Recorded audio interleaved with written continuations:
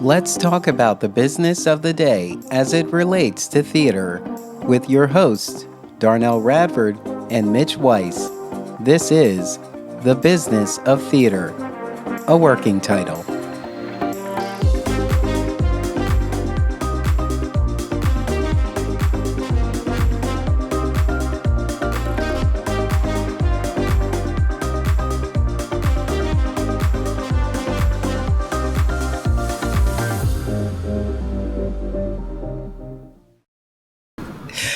All right, you just said that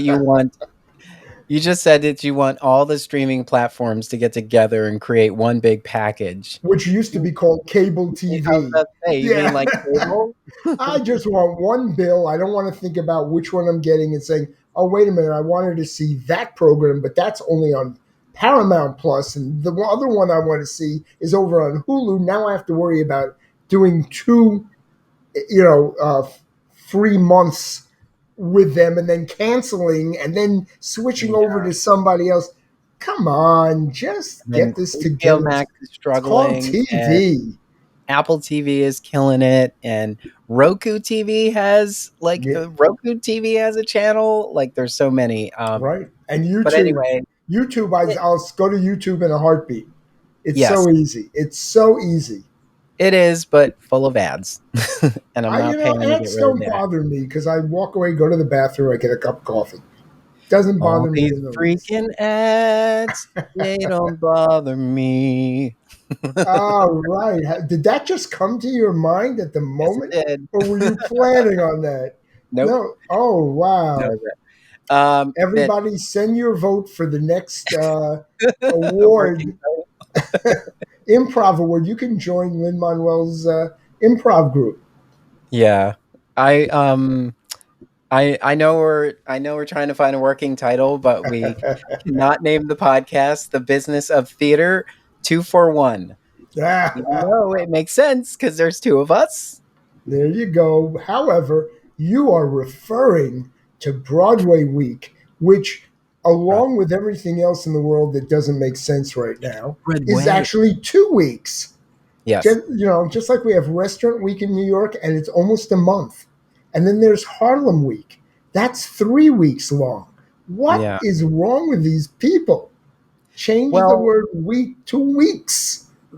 so I wonder because last week we talked about festivals, and I wonder if people are starting to think or at least feel the way I was feeling about the the sort of mindset we're in um, when there's a festival. There is this mindset of like going to see a bunch of things. I saw a lot of people on my social channels last week talking about how many shows they went to see, how many shows on Broadway they went to see, Mm-hmm. and that, in a sense, is kind of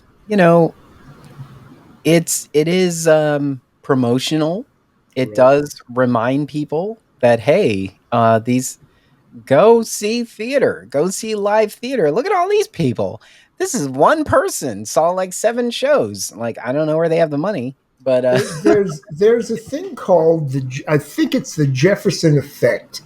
Has nothing to do with theater, by the way, but it's some sort of social experimental process. They even use it in colleges, which says that anything new will increase attention and participation for the better for up to 3 years. hmm, After that, you need to do something else that's new, which is why a lot of educational philosophy changes. The schools change. We're now going to do this kind of reading program because it's based on this Jefferson effect. The same thing goes for anything else. Anytime you can bring attention to someone, I mean, look, this thing that is all over the ridiculous Twitterverse about what's his face spitting on Spitgate. Spitgate. It's like, who cares? But guess, and the question will be, will it sell tickets? It has nothing to do with whether it's real, wrong, who cares? Every time Kim Kardashian does a different photo shoot and this time shows her bare butt, all of a sudden that does something for her brand. It's Yeah. about doing something new. And of course, that's why they say on Broadway, the shows are not in competition.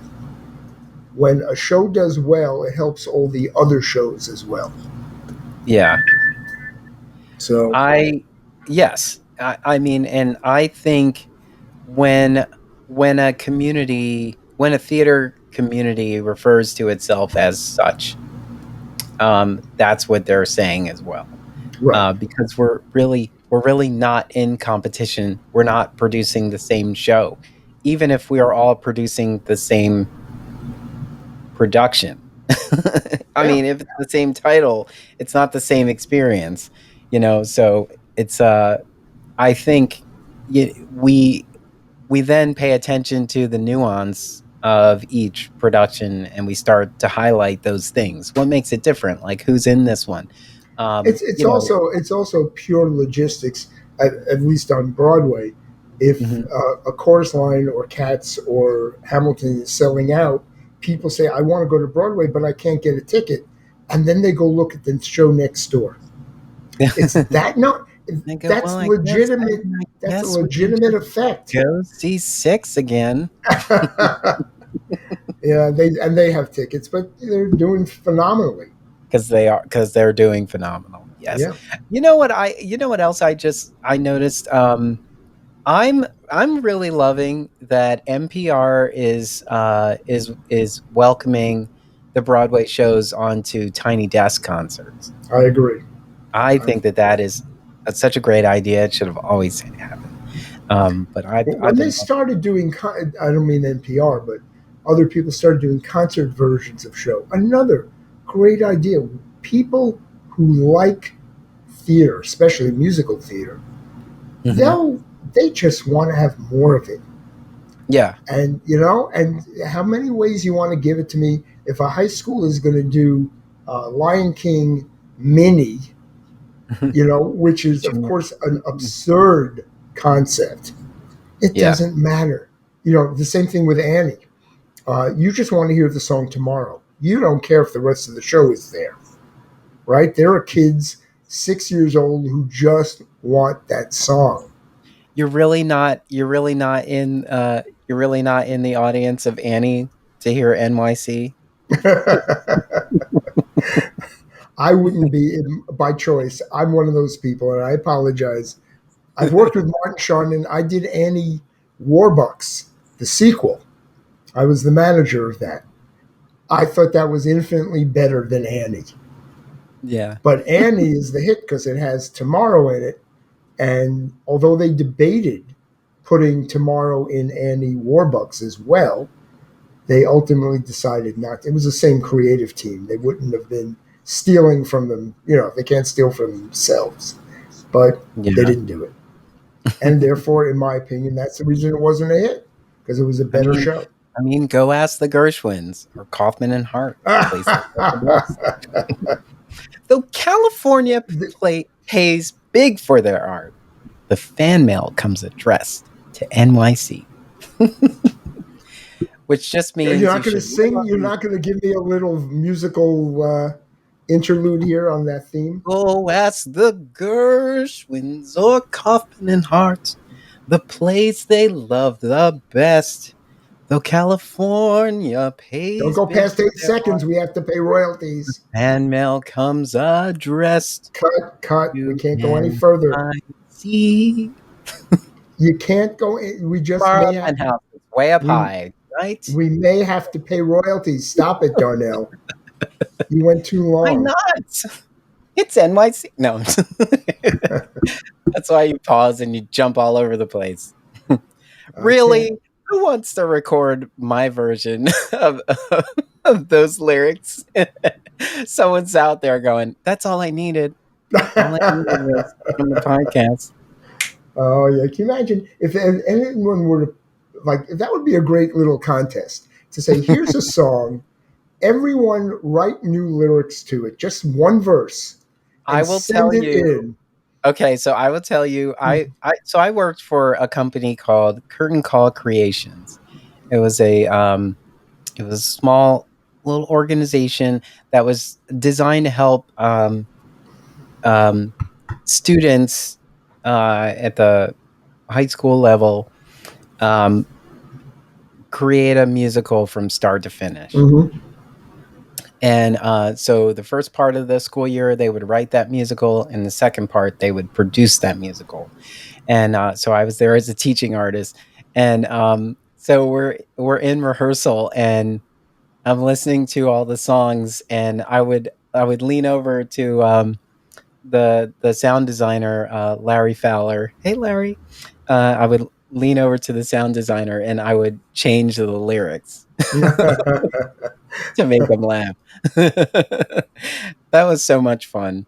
I don't know, like something happens when I'm in the moment. Like my partner Matt, he talks about it all the time. He's like, you should really write music. You're a good, you're really good at like Well, changing these lyrics to be something else. what's his face? D'Alessandro's what was the spoof on All Broadway? I just lost the name of the show. It ran for 18 years on and off. Forbidden Uh, Broadway. Forbidden Broadway, thank you, and all the renditions of it. It Yeah. was brilliant, Yes. brilliant. And that's I so maybe you can do something like that. yeah. I listened to the one that I forget which one it was, but it parodied Rent, and it was called Rant. Hmm. And whoever did the voice of Mark Cohen, he sounded perfect. He Yeah, sounded just like him. It was the so cast members were amazing. You know, yeah. I used to go live, and the one of the original producers of it's a very close friend of mine. Shout out to Roger. But the show never disappointed. You know, you find out, okay, they're taking 2 months off and rewriting it, and then you go to a different small theater, and it would just rolling in the aisles because the Yeah. cast were perfect. Yeah. Anyway, we should have such humor. Where's the humor, Darnell? Go You ahead, know, tell me what's funny. The show that went wrong, the show that goes wrong. Why am I it's having trouble with titles today? the play that goes wrong. The play Yeah. that goes wrong. I That's was I was gonna get hysterical. into my raspy smoker's voice. The business of theater is no laughing matter. Ah, there you go. I'll tell you. Speaking of which, Saturday night just closed. Mr. Right, Saturday Night? Mr. Saturday Night just closed this past Oh, weekend. yeah. I did not get to see it in short run, but respectable Yeah. run, and respectable should be a success. Yeah, it should be. Yeah, It's you don't not. have It's to. not. There I are. know, unfortunate. That's the problem. I mean, like, are we gonna think about Mrs. Doubtfire? I mean, I suspect that somebody will do it somewhere where it's a massive hit make a tour? because, yeah, or it'll be revived at some point. Someone will say, "Look at this gem," you know. Passing I would Strange, a major flop, and yet to me, it's one of the best shows ever on Broadway. And the mm, people I know who saw it, I'm not alone. I mean, it was nominated for Best Musical, and Spike Lee came in and volunteered to yeah. videotape it. It's available on DVD. Mhm. It's just a brilliant piece of work. And they marketed the marketing was terrible. No one knew what they were seeing, but if you saw it, you were willing to go back and see it a second and third time. It was that good. Yeah. So I'll put in my 2 cents for Passing Strange. I enjoyed it very much so. Yeah. I also enjoy when um, theater theater stars, I guess, theater stars, Broadway stars show up on television. I think it's In very what capacity? Just anything? well when they're when they're on shows on television. Oh, you're transitioning to the Emmys, aren't you? Yeah, Gee, the subtle yeah, transition. I know. I'm jumping all over the place today. Today's Well, a today's a look, grab bag of a. EGOTs, of course, that means people are in theater, and it's harder for people outside of theater to end up with the Tony. Yeah. So often it's somebody in theater who is able to also get a Grammy and an Emmy and an Oscar, Yeah. right? I mean, So you can always produce. who do you want to bring up today to give them a shout out that just won an Emmy or Oh, that's well, theater for? so Nathan Lane won an Emmy for Yay! Outstanding Guest Actor in a Comedy Series for his appearance on Only Murders in the Building, which is a great show on Hulu. Yes. If you're not watching it, what is wrong with you? Well, you Stop just sent listening me right the now. Apple Plus. Which one am I supposed to do? I have to get both. Why can't they put them together and sell me a package and Because call it cable TV? they don't want to share in the profits. Oh, give me a break. That's pretty much it. But yeah, Yeah, yes. So Apple TV Plus has Schmigadoon, which is hilarious. You have to see that. right. You should check that out. I believe did it just win a? I think. Well, the thing is, like, what was it? The Creative Emmys were just Hmm. announced. Yeah. So Yeah. the Creative Emmys were Well, just also, while let's be celebratory about it, Coleman Domingo, a wonderful actor, who won his first Tony Award in Passing Strange. See how this all kind of our Mhm. discussion just rolls around into Yes. the right Yeah. area. He Well, just won an Emmy. I'm not sure for what, but he also is a playwright. Wrote this wonderful play called Dot D-O-T hmm. um, about a grandma who's going through dementia and her family dealing with it. Off Broadway, it starred Marjorie Johnson. Let's give a shout out to her. She was amazing. But there's nothing I've seen Coleman do that didn't impress me beyond words. So I'll give him a shout out. Who else are you aware of won an Emmy? That's uh, theater. let's see. I'm trying to make a list. Okay. Laurie Metcalf Our heart. She's our heart. Everything she received the does. Emmy for Outstanding Guest Actress in the Comedy Series for her appearance on Hacks, which is on HBO Max. She Hacks, is. Go great ahead. show. Great show. Laurie Metcalf is also an original founding member of Steppenwolf Company in Chicago.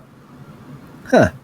She, Good. along with Gary Sinise and a number of other people that most people would know, but she's just an amazing actress, theater, TV, whatever. I don't Yeah. know if she can sing. Actually, that's an interesting thing. Wonder if she can win a Grammy. Well, anything spoken word, you can win a Grammy, That's right? true, right? Just voice a book. Mm-hmm.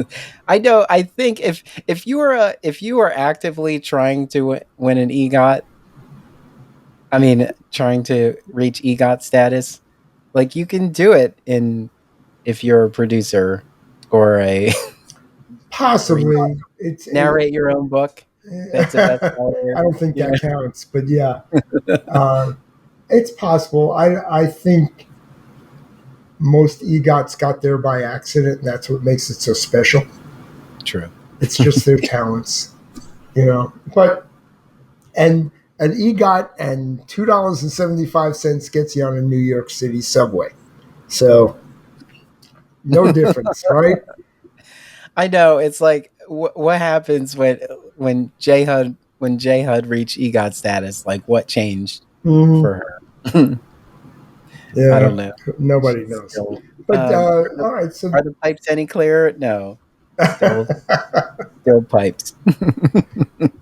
so actually, lots of news on of what's coming up on Broadway. Yeah, Uh, there's a lot of things I'm interested in. I'm interested in 1776, partially because I'm a Philadelphian, and also oh because Lord, I interviewed Jeffrey L. Page, who's the director, And I and a couple of people we know are in the show That's as right. well. That's right. One of our favorite actresses that we've worked with on developmental work, and also uh, she was one of the leads in Disenchanted, which was an off-Broadway musical that was absolutely wonderful, and Mhm. she was a standout. Lulu Picard. She is in Yeah. 1776. We used Um, to live in Anaheim, but that was mhm. once upon a time. A rhyme. Um, I didn't write it. Can't yeah, take credit. thank God. The other uh, thing I'm looking forward to, with the exception of the cost of tickets, is Death of a Salesman with yeah. Sharon Clark, and it's one of those plays, one of those classics that if done right, uh, not only tears at your heart but opens your mind. Mm. And I'm told this London production that they're bringing in has done that, and it's with Mm. an all-black cast, which gives it another twist. It's not an all-black cast. The leads are black, which has not happened before. Yeah. Um, so be interesting. And I'm also interested to see how many times they are going to shuffle through the cast of Into the Woods, Oh which God. is now extended till January 8th. Um, you know, I mean, if I was a New Yorker, I don't know, maybe I would see it a few more times. Um, but I saw it and I enjoyed it. It was great. Um, I've seen witches, three different witches play the part, for including the original. you know, I saw the movie, and I would go see it again, but not at those prices because I don't need to see it again. not at those prices. I'm sorry. This What do is you think I am, a tourist? What? Yeah, I feel bad for them. Speaking of which, as you started to say, it's Broadway weeks in New York. It Broadway weeks, started today, plural. Yes, and hence our 2-for-1 title, working right, title. yeah, 2 for 1. Just to be clear, and nothing against good marketing, but you can, again, not for a massive hit, but for most shows, you can go to the half price ticket booth and buy one ticket for 50%. Yeah, Or two tickets at 50% each. So the 2 for 1 paying full price at the box office, what's the difference? yeah, And especially if you go to Telecharge or any of the ticket services, you're paying a $33 or $34 fee what a for racket. a half price ticket. That's out now. Those of us who live in New York, and I just did this yesterday. If you walk up to the box office, you save the fee, but you have Yeah, to be in New York. I You can buy know. the 2 for 1 right at the box office in during Broadway weeks.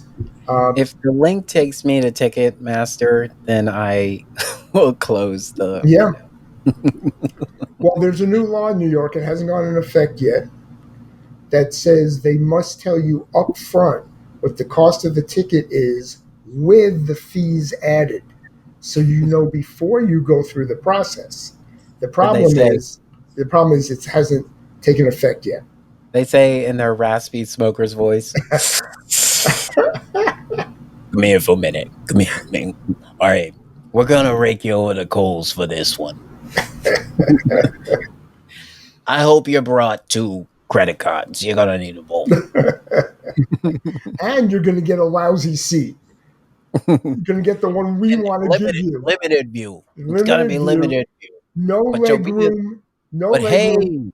hey, you'll be in the room when it happens. Like, get this old man out of here.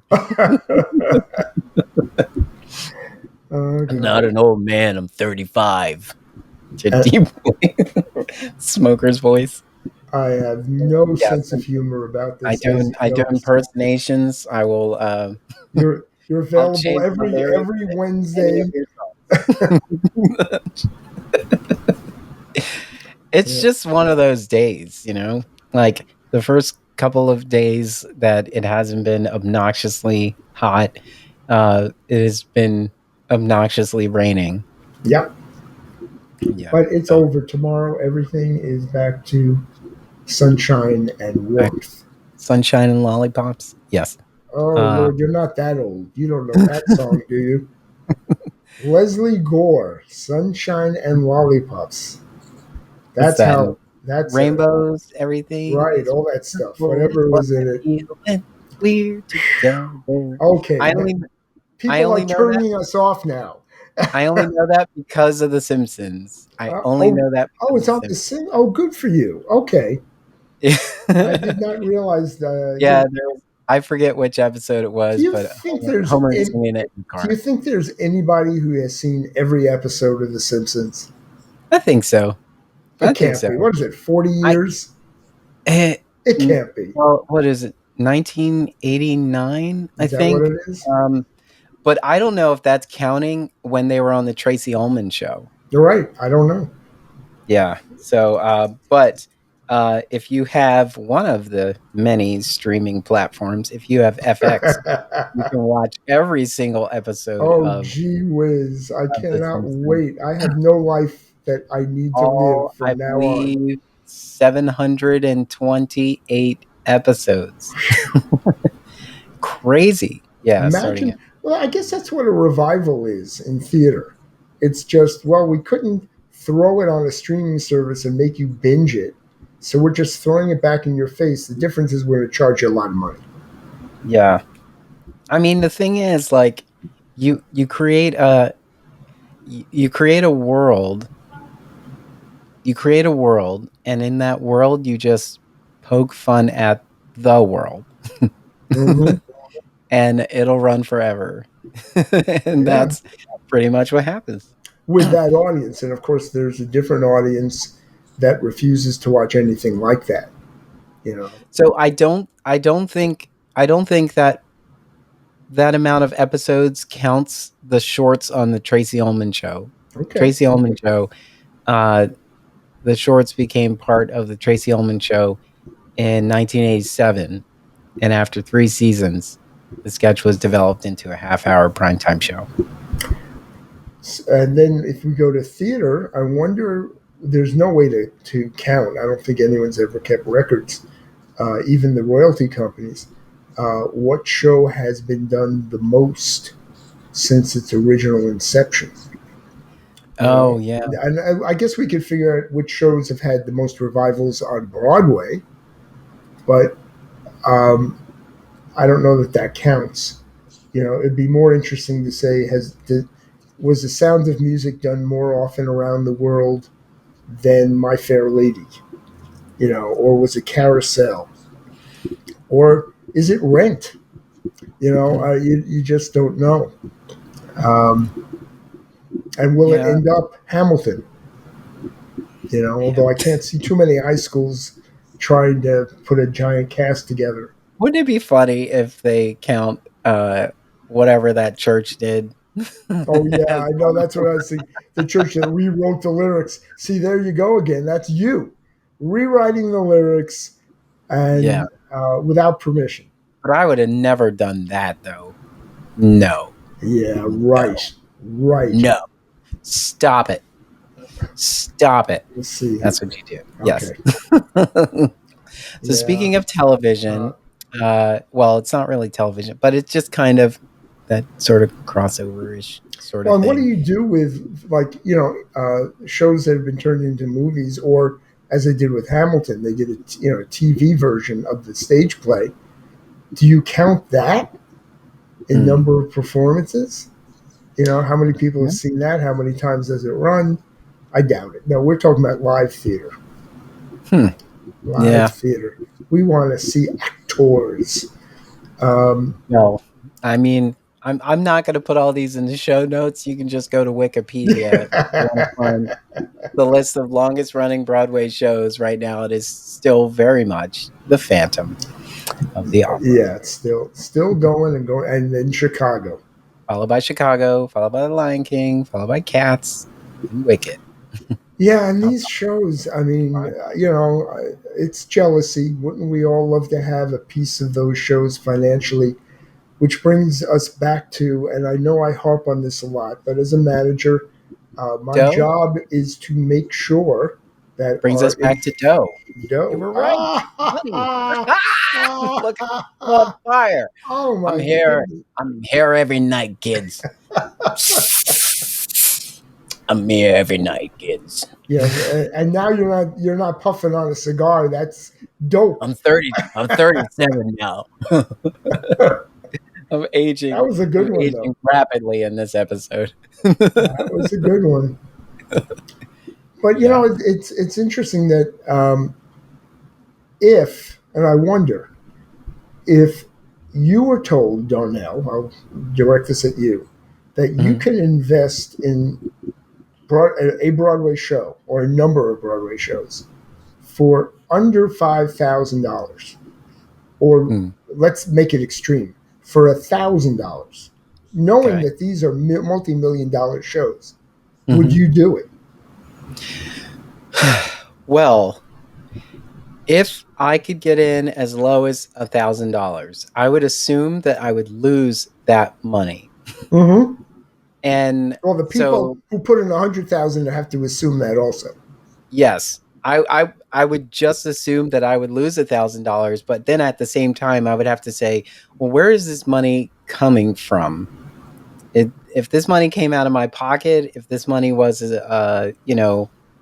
it was, left to me in a will or something, Mm-hmm. uh, you Oh, know, I see.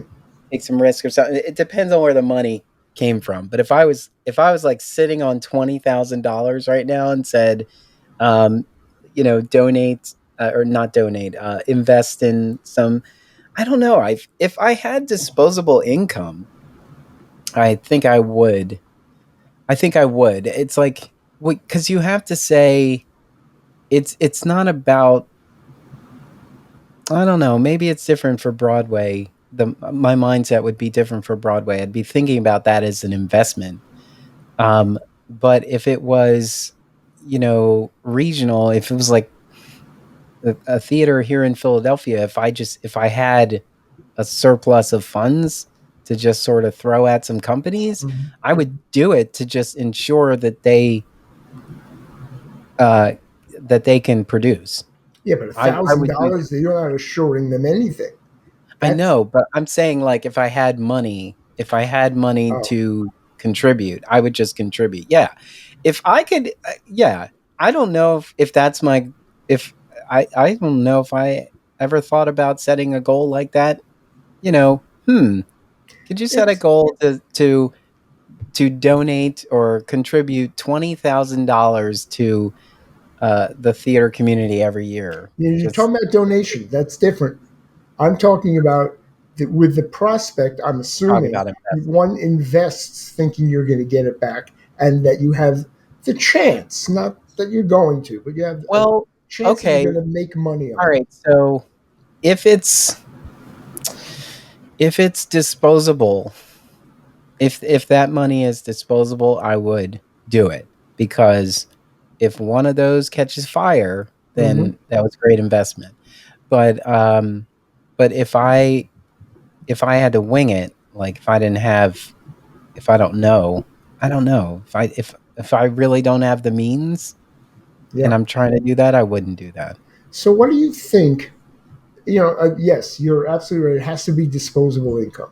So somebody who, has been a lawyer all their life, they're near retirement or they're at retirement, they've saved a lot of money, they already have their Porsche in the garage, right? Um, what would make them give $250,000, invest it in Mm. one show? What, if that were you, if you can put yourself in that situation, what could make you do that? I would say, sarcastically, Oh, well, okay, I go would ahead. say, uh, I've got money I'm trying to hide, Oh, oh, I wasn't or I'm even going there. trying to trying to minimize my tax liability, It possibly. doesn't though. It It doesn't though. doesn't. No, Well, it's like if you made that money income, you're paying taxes on it. So yeah, then you're just investing. This is a because it's an business. investment. Yeah. So Hmm. why do they do it? That is interesting. I don't Now, know. We'd well, have to ask I've someone spoken to who a number of them. There's a variety of reasons, but none of them are good. In my opinion, and yet I don't want to discourage anybody because Lord what knows we are some don't of the get great theater without that money. what are some of the answers you got? Um, One, I have always loved theater and I've always wanted to be a part of it, and this is my way of buying into it. Don't name names. That's all right. That's You just one. want to buy into it. Yeah. Yeah, that's one version. The other is I impress my friends and neighbors and family by being involved in a show, and I get to be part of a family, right? I'm part of an artistic family, and even if the show bombs, leading up to it, it's exciting, and it's a lot more Well, exciting than opening up another Hallmark card store. I'm gonna rethink this now. Okay, so I I invest in the stock market. I Mm-hmm. have I have shares in companies that I value or patronize otherwise. And I think that I am on this at least my mindset as far as the stock market is concerned is that I believe in these companies. So not that I think that my small contribution is making a difference, but I feel like if I own all their products, like if I really value their products, then invest in them because otherwise I'm just giving them money and I'm not really getting anything. Okay, I mean, I'm getting a product back and that it's makes a sense. valid way of thinking. I'm not saying right, wrong, or different, but now let me twist the question. Mhm. If you had again, whether it's 1,000 or whether it's quarter of a million, right? It just depends on your ability, so we're not going to worry If about that. I had $1,000,000. Okay, you still wouldn't give it up. um, would you prefer to invest or take the tax deduction and make a donation to a nonprofit theater? Hmm. Well, I I feel like I mean, currently I support the theater community not for the tax deduction. Like I don't even think what I support at the levels I support are enough to really make a difference. I think I'm still I'm still doing standardized deductions. So I'm not at a point where Okay. I'm giving such an amount that it really is going to make much of a difference. But yeah, I feel like Okay, if so turn yourself. You actually you have $250,000 disposable. Mhm. Would you prefer to Quattro. invest it or take? At that point, it is a tax deduction to a certain extent. Would you prefer to I mean, take the if I had a tax quarter deduction? million dollars, I would invest in real estate. No, no, I'm talking about if you're doing the theater. Yeah, but I would invest in a theater, Oh, like physical theater. in a physical structure. Because if I could put money down on a building, like let's say there was an old warehouse, or better yet, like a nice old fire station, you know, uh, not one of these like combined police station, fire station Right. joints, like those old like the Ghostbusters style fire station carriage house kind of place. I would invest in that and say, you know what, if my investment allows players to play in this space, I think that would be a justified investment. Okay. I would do that. I would think about. I don't know. I But guess. that's a donation. You're not, and this is where the confusion comes in. You cannot invest theater wise. I'm talking pure theater. Hmm. You can invest in a show that is an LLC or some corporation structure that every show is its own, right? Its own business. You can invest in the show and either take profit or lose based on that show. Hmm. For a nonprofit that needs a building, you don't invest in the building. You contribute to the theater company, who they will decide if they want another building. Oh yes, I'm just So you're saying if not investing in the building. So I if you know. so yes, I'm saying on the if other I had, hand though, wait a minute, you can buy your own building and then donate the building to the theater company. That's doable.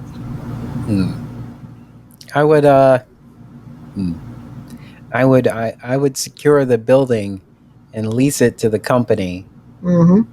for like pennies. Yeah, but then you're taking the loss on I every don't year. know. Okay. Of course I'm By the just way, dreaming important because I don't history. have the Im- money. It's eh, different when you have the money. It's no, like yeah, I no. You have to start the mental process before you have the money. That I way, know that. I when you know. get it, you know why you're doing things and how you're Yes. doing them. That's why I said if I had $250,000 Yeah. that I would invest in a piece of property Hmm. that Got it. could become a performance venue. Yeah. I've always said that because the returns could be plentiful if players can play in that space, even if it's not particularly me. Like if I don't end up being the producer in that space. And yet, I will tell you that the theater owners, especially the new ones that I personally know here in New York City, and these are off Broadway venues that people during the pandemic jumped on the fact that they were empty, that they needed someone to take over, and that so they got a deal. Yeah. Every single one of them is in trouble. They are Mm. losing money left and right because they're waiting for people to rent, and no one has the money to rent at the level necessary to help them pay the mortgage. Yeah. So it's not necessarily a good investment. It doesn't mean No. it's a bad idea. I mean, the Schuberts, the people who own all the Broadway theaters, they have years and years and years and years of developing their business model, right? And they, of course, get massive hits like Chorus Line, Cats, and Wicked and Lion King, and they make money off of those by the fact that they're in their theaters. So they got it. They have the process. These other smaller places, unless you become a Schubert. There you go. Darnell Schubert. I like Schubert. that. Schubert. The Schubert. French. The French. And as we said in a previous podcast, or we buy up Detroit and you're right, Yeah. we have an artist community, we build all the theaters and we own Yeah. them. That's a great idea. Let's do that one. Create. I would love to if I had the means create theater rows Hmm. all over Yeah, all over the place. it's a nice idea. Um, I think it'd be great because the thing is if you're not if it's not a full on production, it could be you know a one night event, it could be a cabaret. It could be anything like these. It's just we need spaces. Like we're always talking about like not having spaces here, and it's so funny because we see all these buildings, and there's so many buildings coming up. Just like you were talking about in previous episodes about like you know if there was a law. If there was a law office that could lend us their conference room or mhm. something like that, like the thing is like you know it's just they don't always think about it like that. Like even here in Philadelphia, a couple of museums got renovated or moved to larger locations, and then they have these big open spaces that could be used for exhibit space, but they're just leaving it open so it can be rented out. Hmm.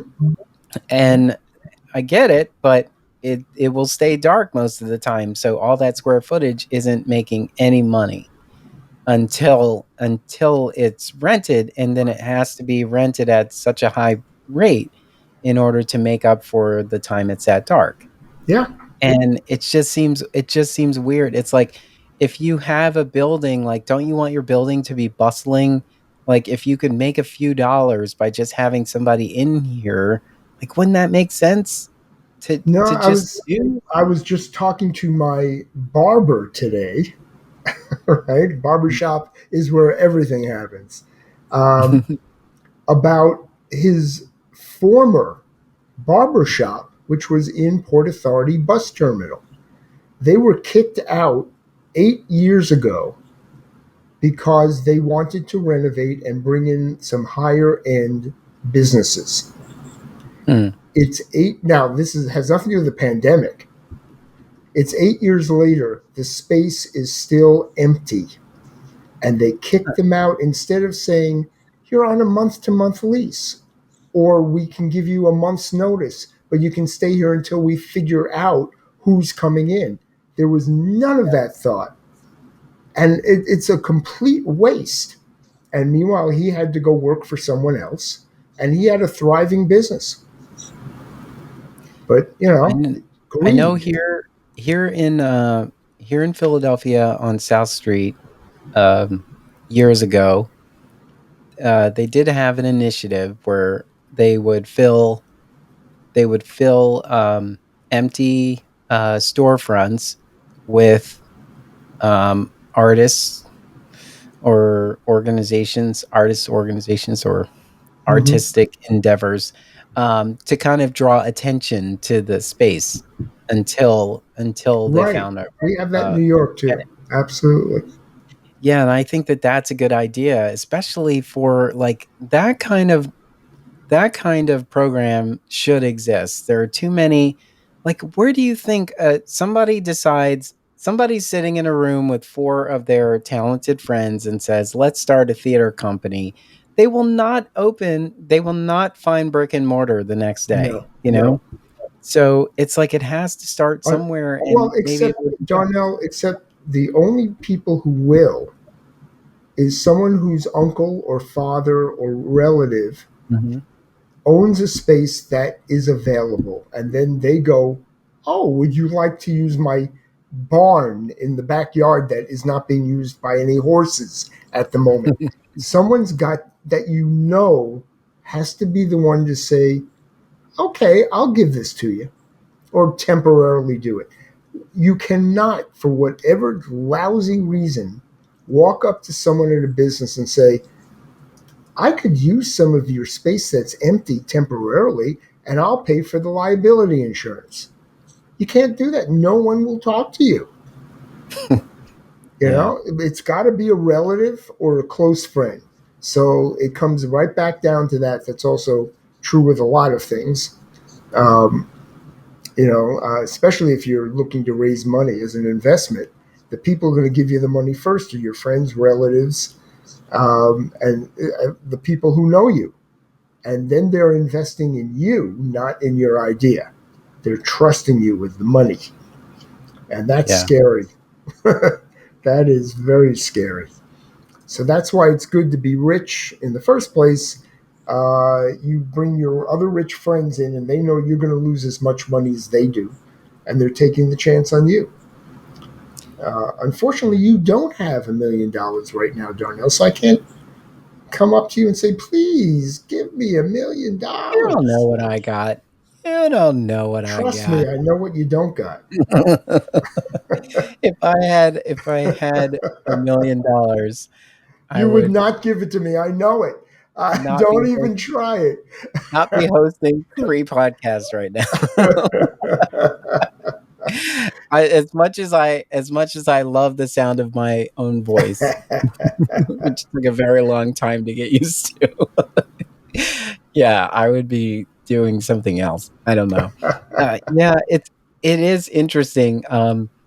Every now and then when there is a big lottery pool, or like whenever the lottery number is so high, I'll sit for maybe a few minutes and think about what could be done with that kind of money. Like, you know, Mhm.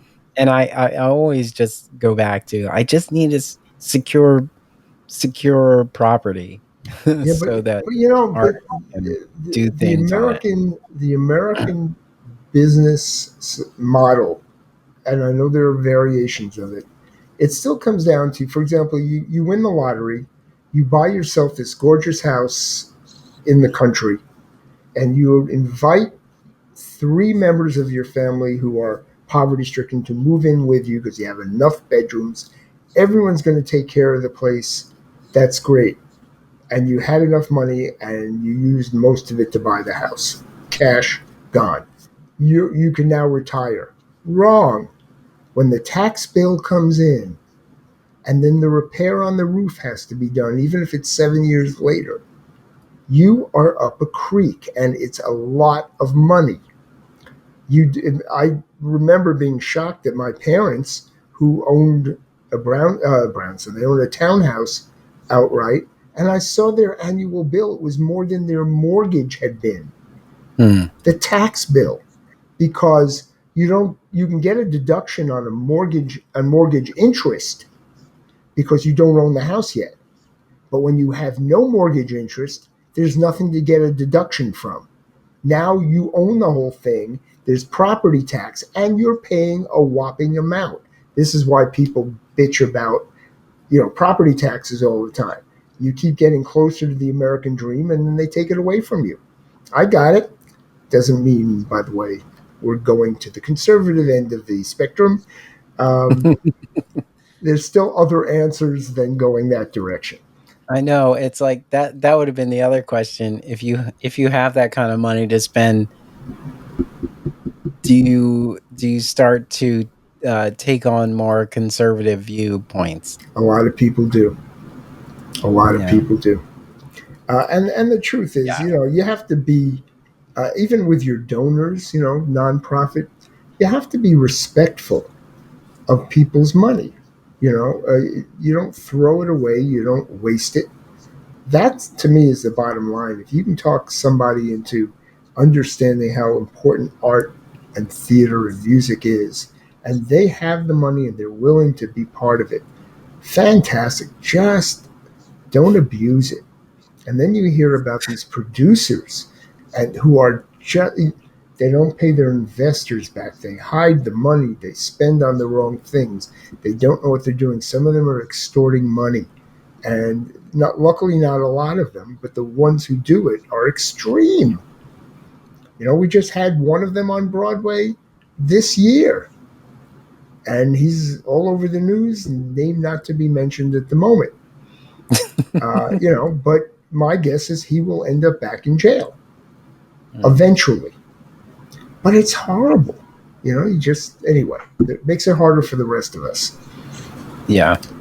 So is that a good note to wind up, that we're stealing money from investors? I think Sing so. us out. Sing us out, Darnell.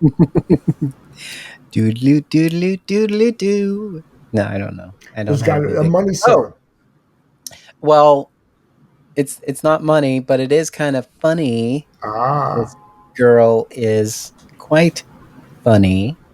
Oh, I see how Uh, you did that transition. did I talk about No, you Leah didn't bring her Michelle? up. Did not. So Leah Michelle is funny girl now, and got 4 standing ovations. On the uh, other hand, and I need to bring this up, a very close friend of mine who, when she was at the correct age, played the lead in Funny Girl regionally, professionally, but she was hired for a tour, and she was Fanny Bryce in Funny Girl. And she said that this rendition is not the same show. mm, And that I found that interesting. I don't know what that means because I'm not planning to see it. Another one of not those even shows I've seen not even too, in a 2-for-1. not even 2-for-1. And I happen to like Leah Michelle. It's nothing against her. Yeah. We have Glee.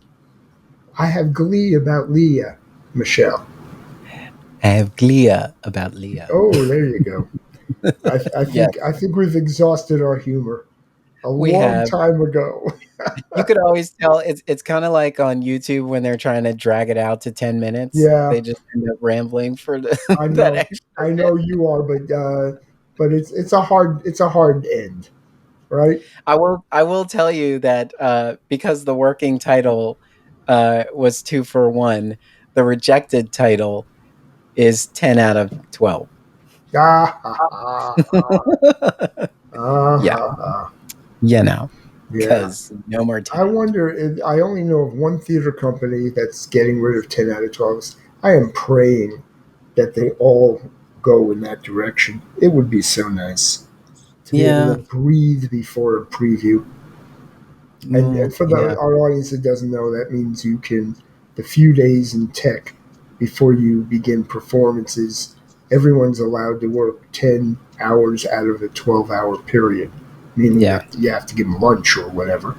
Um, Hmm. and that means you don't sleep because you have things to do to prepare on your own time.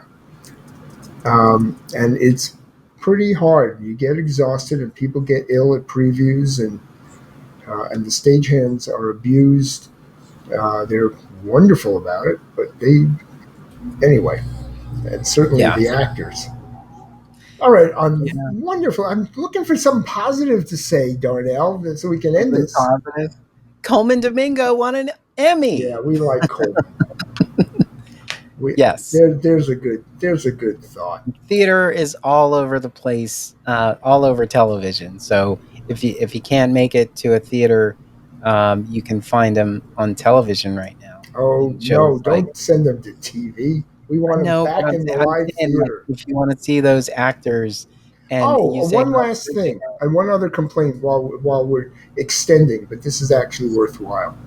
mhm. Um, the best organization on Broadway, what used to be called the Actors Fund, of course, is now called Oh, we the did not talk about that Entertainment last Community Fund, because they're Yes. trying to make sure people understand the fund is not just for actors, so they changed their Mhm. name. They Yes. are wonderful. I would normally never have anything bad to say about them. They are the saving grace of our community. Um, Mhm. Talk about giving money to anybody. That's who I would give it to. So Yeah. uh, they sent out a